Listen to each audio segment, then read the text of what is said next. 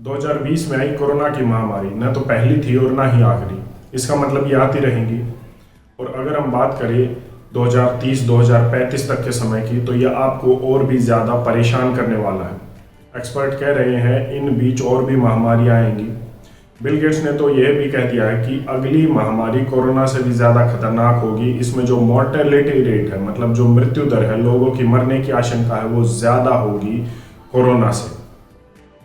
इसका मतलब ये सब पता है कि कब क्या होने वाला है तय है, लेकिन अब ये लोग यहाँ तक बता रहे हैं कि किस देश से ये महामारी शुरू होगी।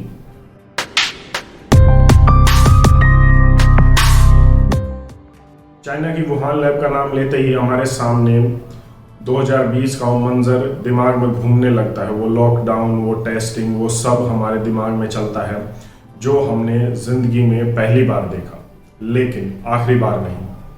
कुछ ऐसी चीज़ें थी जो हम 2020 से पहले जानते नहीं थे, लेकिन अब वो हमारी ज़िंदगी का हिस्सा बन गई है। अब हम एक नॉर्मल नहीं, एक न्यू नॉर्मल ज़िंदगी जी रहे हैं, और जो पूरी ज़िंदगी जिएंगे।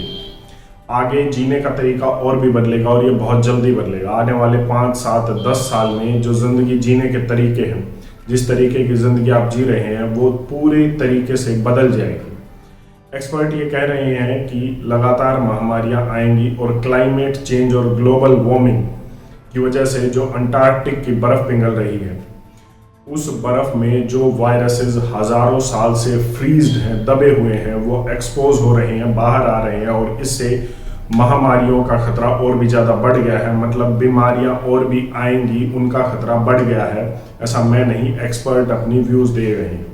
पूरी दुनिया के एक्सपर्ट इस बात पर सहमत हैं कि क्लाइमेट चेंज और ग्लोबल वार्मिंग की वजह से ये महामारियां आएंगी। इसी के साथ साथ अब एक्सपर्ट ये भी कह रहे हैं कि जो अगली महामारी होगी वो कहाँ से आएगी। मैं आपको बता दूं कि पूरी दुनिया के लंग्स ऑफ अर्थ कहा जाता है अमेज़न के फॉरेस्ट को, अमेज़न के जंगलों को। आज भी अमेज़न के जंगलों में ऐसे एरियाज हैं जो अनएक्सप्लोर्ड हैं, अनडिस्कवर्ड है। मतलब वहाँ तक कोई भी जा नहीं पाया है, उन्हें एक्सप्लोर नहीं कर पाया है कि वहाँ पर क्या होता है, कौन से जानवर रहते हैं, कौन सी जो है जीव जंतु रहते हैं। आज भी वहाँ पर जो पेड़ पौधे हैं उन पर स्टडीज़ नहीं की गई है। अमेज़न के जंगलों की ये खास बात है, और वो पूरी दुनिया को ऑक्सीजन देते हैं। लेकिन इंसानी रूपी जानवर आज वहाँ तक पहुँच गया है। आज अमेज़न के जंगलों की सबसे बड़ी दिक्कत है कि वहाँ पर होने वाली पेड़ों की कटाई, डिफॉरेस्टेशन। ब्राज़ील के राष्ट्रपति ने खुद ये कहा था कि वो साल 2030 तक अमेज़न में होने वाली डिफॉरेस्टेशन को, उन पेड़ों की कटाई को पूरी तरीके से बंद कर देंगे। ब्राज़ील में अमेज़न के जंगलों के पेड़ों की कटाई आज एक राजनीतिक मुद्दा तक है, और उन्होंने लक्ष्य रखा है साल 2030 तक का। अब मैं इसकी बात क्यों कर रहा हूँ? इसलिए क्योंकि एक्सपर्ट अपने व्यूज़ दे रहे हैं। वो बता रहे हैं कि आने वाली महामारी ब्राज़ील के अमेज़न के जो रेन फॉरेस्ट हैं, जो जंगल हैं, वहाँ से शुरू हो सकती है। क्यों? क्योंकि जैसा मैंने बताया कि जो अनएक्सप्लोर्ड एरिया है, वहाँ पर जो जीव जंतु हैं और जिस तरीके की वहाँ पर एनवायरनमेंट है, आज उसे इंसान लगातार खुरच रहा है। वहाँ पर पेड़ों की कटाई हो रही है, वहाँ पर जो अंदर है उससे आज ह्यूमंस एक्सपोज हो रहे हैं, इंसान एक्सपोज हो रहे हैं। मैं आपको बता दूं कि ऑफिशियल रिकॉर्ड के मुताबिक एड्स, HIV की बीमारी दक्षिण अफ्रीका के बंदरों में सबसे पहले पाई गई थी। मतलब वो वायरस वहाँ के बंदरों में पाया गया था, तो वो इंसानों तक कैसे पहुँचा? अफ्रीका के जंगलों में इंसान, ऑफिशियल रिकॉर्ड की बात कर रहा हूँ, रिसर्च करने गया था। वहाँ पर प्रकृति के साथ छेड़छाड़ हुई, और वो वायरस बंदरों से, जानवरों से इंसानों में आया। अब ये ऑफिशियल रिकॉर्ड है। अनऑफिशियल हम में से कुछ लोगों को पता है, जिन्हें नहीं पता कोई बात नहीं, कभी इस पर डिटेल में बात करेंगे। लेकिन मेरा कहने का मतलब है कि जब तक हम प्रकृति से छेड़छाड़ नहीं करते, तब तक प्रकृति हमें नुकसान नहीं पहुंचाती। आज भी कुछ ऐसे वायरसेस हैं जो हैं, मौजूद हैं, जो आपको कभी नुकसान नहीं पहुंचाने वाले, अगर आप प्रकृति के साथ छेड़छाड़ न करें। और ये सब इसीलिए हो रहा है कि छेड़छाड़ लगातार बढ़ती जा रही है। हमने बात की थी कि किस तरीके से भारत में ही नहीं पूरी दुनिया में जंगलों में आग कैसे लगाई जा रही है। तो अगर प्रकृति से छेड़छाड़ होगी तो इसका खामियाजा आपको भुगतना पड़ेगा। ये हम सभी को भुगतना पड़ेगा। वो जाति देखेगा ना धर्म, और इसके नुकसान, इसके परिणाम हमें भुगतने होंगे, जैसे ग्लोबल वार्मिंग के भुगतने पड़ेंगे।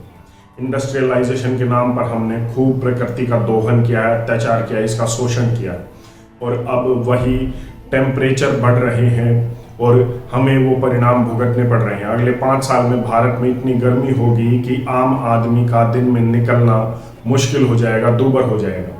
हीट वेव्स के कारण लगातार जो होने वाली मौतों का आंकड़ा है वो लगातार बढ़ रहा है, और यही कुछ इस तरीके से होगा कि अगर आप प्रकृति के साथ छेड़छाड़ करेंगे तो ये आने वाली महामारियां होंगी।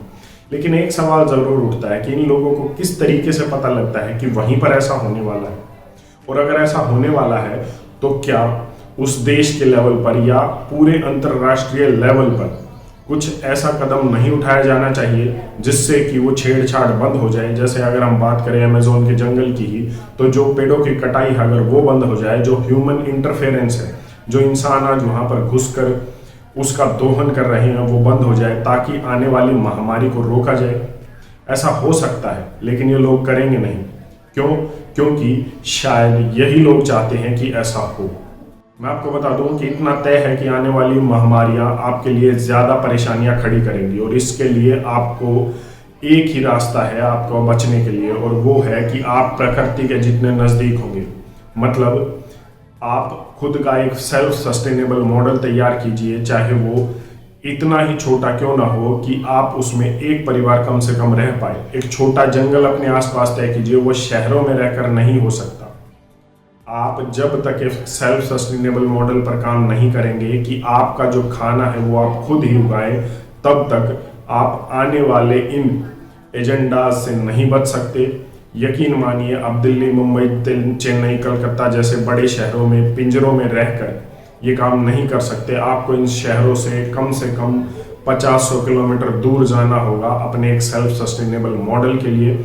और सच तो ये है कि इन समस्याओं से बचने के लिए आपकी इस पर अपनी क्या राय है, कमेंट करके जरूर बताएं। धन्यवाद। जय हिंद।